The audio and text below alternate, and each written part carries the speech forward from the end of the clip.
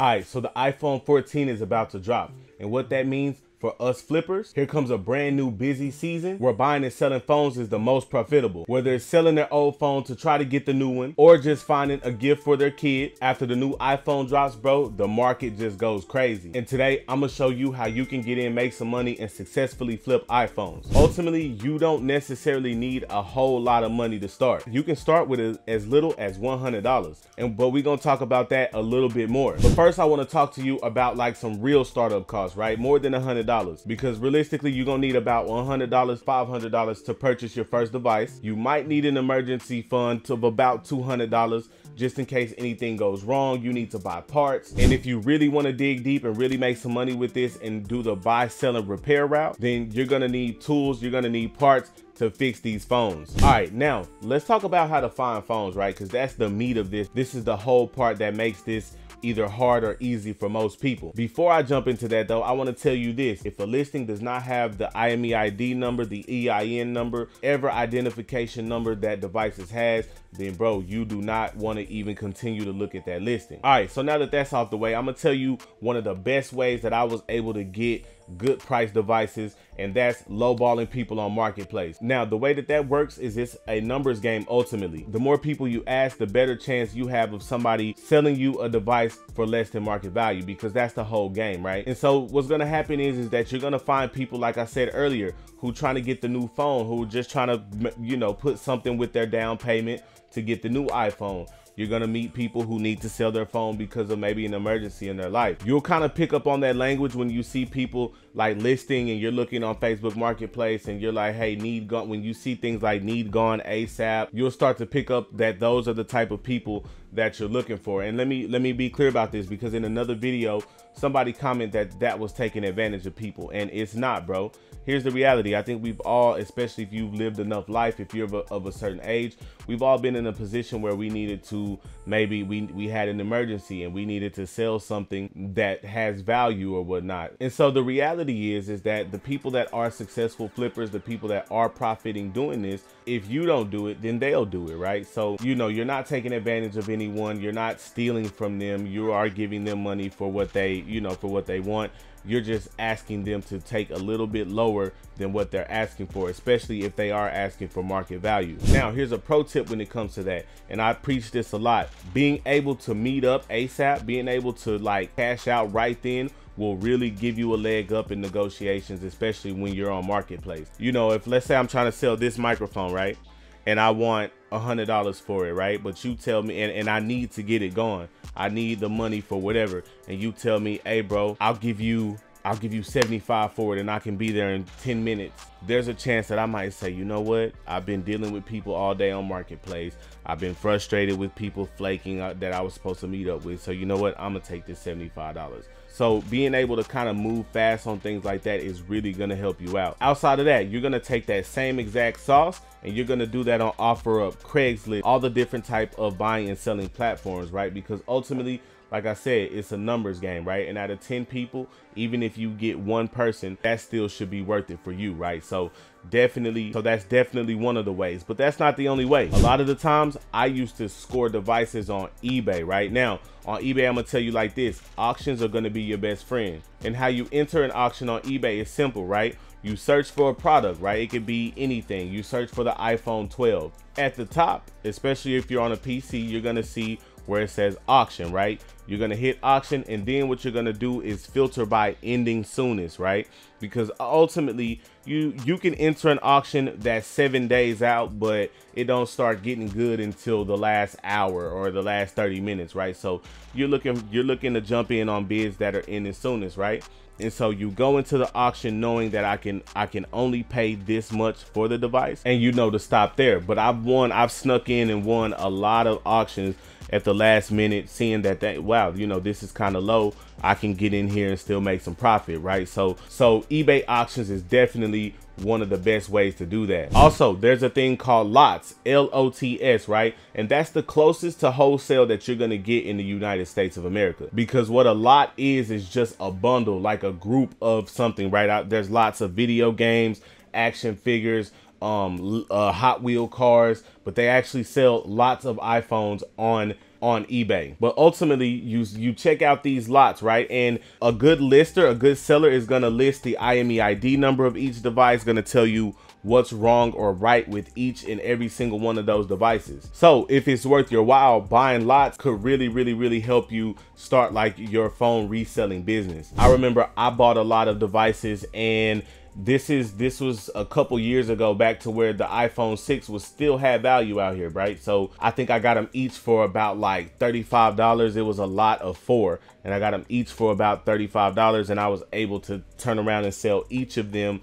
And it was that holiday season, I was able to sell each of them for $125 each. So you can really make some good profit if you score on a good lot. eBay also has a sold as parts filter, right? And let me tell you what's sweet about this. You can have an iPhone 13 Pro Max, right? And the screen is cracked. But because the screen is cracked, you can't even sell that as a used phone on eBay. It has to be sold for parts, basically. Now, what usually happens is that the devices in that category are priced less. They are cheaper because they are in the sold as parts category, right? So, but especially if you want to dig deeper and take the route of repairing devices, then you could really like make some profit. Let's say you buy, let's say a iPhone 12 or something like that. You buy it cracked and you pay maybe, you know, $200 for it because it's cracked. You fix the screen, you pay $100 to fix the screen.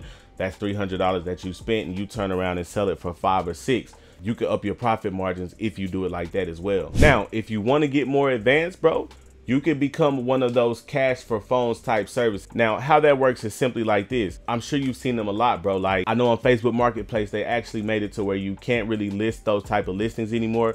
People still disguise it, but what it is just, you know, it's usually a person holding cash and a bunch of phones, and they on somewhere on the screen say, hey, cash for your phones. And so what'll happen is that instead of you going out to hunt for people to pretty much offer lower than market value, now those people are coming to you, right? And honestly, most people know when you're reaching out to a service like this, you're not going to get market value for your device, right? So personally, I've personally seen people absolutely eat and kill it in that way. All right, now let's talk about how to price the devices after you get them. And before I show you, I do want to tell you, if you look below in the description, I actually have a iPhone guide where I went and did all the research for you. And so you could just look at this sheet or on your phone or whatever and say, okay, boom, this is the value of this device, or at least a ballpark figure.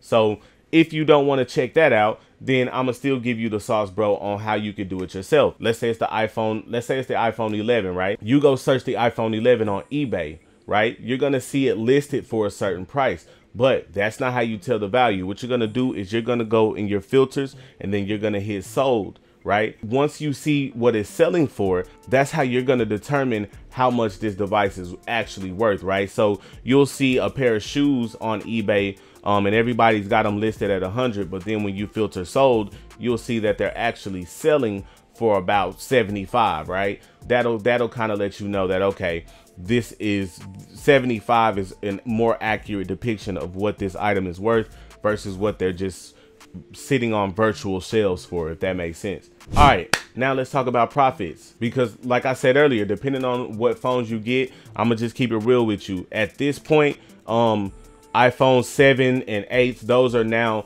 kind of the lower tier phones or whatever, which is cool because they're gonna always be relevant. People are always looking for devices for their kids. However, you're usually only gonna make about, you know, 40 to 50 bucks on those, which isn't a bad thing, because if you can do that, if you can sell 10 of those a day, then you're making some good bread, if you ask me. So on the lower tier phones, I would say that. On higher tier phones, you could get $100 to $300 in profit, especially once again, if you're gonna go in and repair them. One thing that you could do to up your profits, if the phone isn't already unlocked, bro, look into getting the device unlocked. And when you search that IMEI number at the beginning, you're gonna know if the phone is either already unlocked or if it's carrier locked or something like that. If it's carrier locked, you don't want it, because what you always want to do is you want to get the device unlocked. What unlocked pretty much means is to where this person can use this device on any given carrier. So once again, when we're talking about profit, it's not even, sometimes it wouldn't matter if it's $20 on a phone, bro, because what I would be trying to ask myself is, man, can I do this 10, 20 times a day?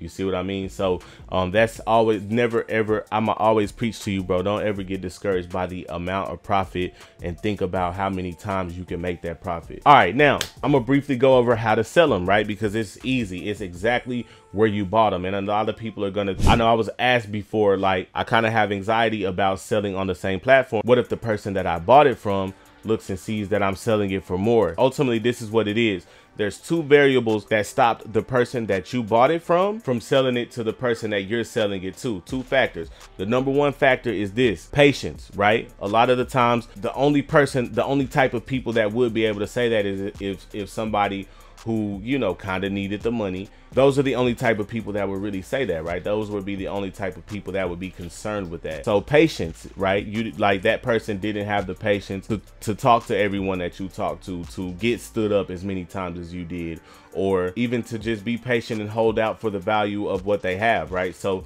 that's number one. Number two, and this is especially if you're refurbishing phones, if you're fixing things, if you're upgrading the phone in any way. The factor is this: you sold me the phone in one condition, I fixed it up and then sold it in this condition, right? So with that said, sell in the exact same places. Don't let it bother you as far as the whole idea of not wanting to sell it there because you bought it there. All right, so now I want to talk some challenges. And the one, like I said, the main challenge, like I said at the beginning of this video, the main challenge is finding appropriately priced phones. But here are some methods that I found. Once again, with the auctions, you sort them by the ones ending soonest. Read the listings, bro. Sometimes you jump in these auctions, you don't really read the listings, and then you buy a phone that nothing can happen with, right? So read the listings in the auctions. And a quick rule of thumb, just keeping it real, if there's a top tier phone going for under $300, bro, it's too good to be true. Something's wrong with that device, bro. So if you read the listing and you come across it, don't let that stop you. But I'm just letting you know, to save you time and heartache, don't do it. Because, bro, iCloud lock devices are not, there's not much you can do with them, bro.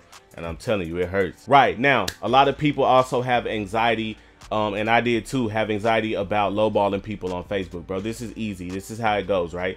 So let's say Nicki Minaj has a phone. She's selling the iPhone 8, and she's selling it. Let's say Nicki Minaj has an iPhone 12, and she's selling it for, you know, $500, right? And I know that I can only make $525 on it or whatever, right? And so you know what? Okay, so let's say Nicki Minaj has a phone, right? And she's selling it for $550 because honestly, most people overvalue their devices. And so even though I know that I could probably only get about $525 for it, I message her and I say, hey, Miss Minaj, I see that you have the iPhone 12 listed for $550. Is that your lowest offer? Is that your lowest price? And most of the time, most people are gonna say yes, it is, or they're gonna stick to their guns and say yes. Or some people are gonna be interested and say, well, what do you have? Like, you know, what can you offer?